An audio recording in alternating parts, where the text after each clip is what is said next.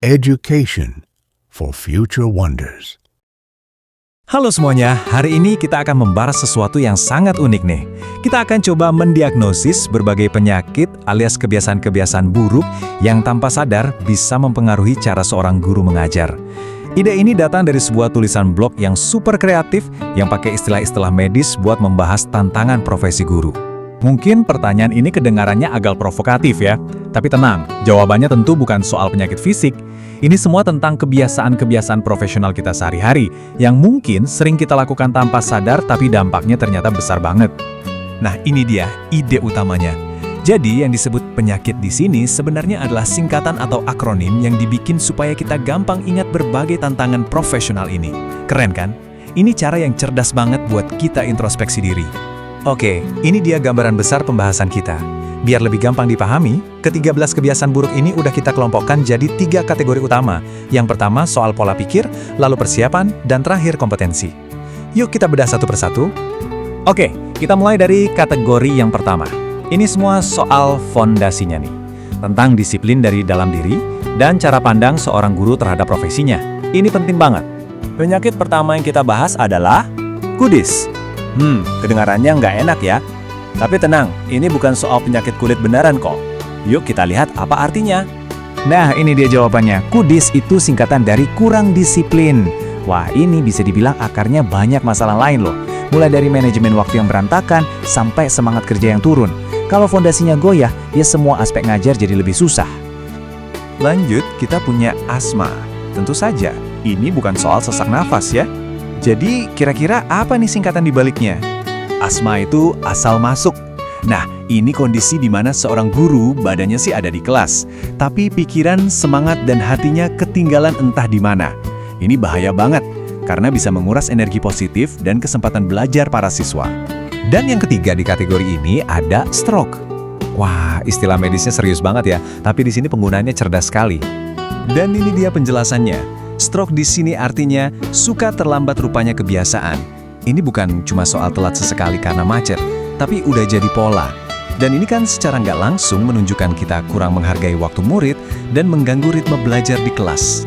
Jadi untuk kategori pola pikir ini kita udah bahas kudis, asma, dan stroke. Nah, sumber kita juga menyoroti 2 lagi yang penting, yaitu THT alias tukang hitung transport dan tipus, tim pemburu sertifikasi. Keduanya ini contoh sempurna dari fokus yang salah tempat. Lebih mentingin insentifnya daripada kualitas pengajarannya itu sendiri. Oke, kita pindah ke kategori kedua ya, yang fokusnya pada pekerjaan super penting sebelum dan selama ngajar, yaitu soal perencanaan dan eksekusi pelajaran yang efektif. Penyakit berikutnya adalah kurap. Waduh, apalagi nih kira-kira kepanjangannya? Tepat sekali, kurap adalah kurang persiapan. Ini mungkin salah satu masalah yang paling besar dampaknya ya. Soalnya, kalau persiapannya aja nggak matang, gimana mau ngajar dengan baik? Bisa-bisa seluruh sesi belajar jadi berantakan dan cuma buang-buang waktu siswa. Selanjutnya ada USTS. Nah, ini masih nyambung sama persiapan, tapi levelnya lebih dalam lagi. Nah, ini yang menarik. Kalau kurap tadi lebih ke soal apa yang mau diajarkan, kusta atau kurang strategi, ini lebih ke soal bagaimana cara mengajarkannya. Guru mungkin udah siapin materi, tapi nggak punya strategi gimana cara terbaik menyampaikannya biar murid paham dan tertarik. Jadi, di kategori persiapan dan strategi, kita punya kurap dan kusta. Kalau keduanya diabaikan, ya akibatnya bisa kena penyakit ketiga, asam urat alias asal mengajar kurang akurat. Ini adalah konsekuensi logisnya dan bahaya banget, karena bisa-bisa kita malah menyebarkan miskonsepsi ke siswa. Sekarang, kita masuk ke kategori terakhir yang membahas soal skill dan pengetahuan yang harus dimiliki seorang guru. Di sini, ada 2 isu teknologi yang disorot, gaptek dan TBC. Bedanya apa? Nah, gaptek itu gagap teknologi secara umum ya, agak canggung sama hal-hal baru. Tapi kalau TBC atau tidak bisa komputer, ini lebih fundamental lagi. Soalnya komputer kan sekarang udah jadi alat kerja yang paling dasar ya. Selain soal teknologi, di kategori ini ada juga isu-isu yang mendasar banget.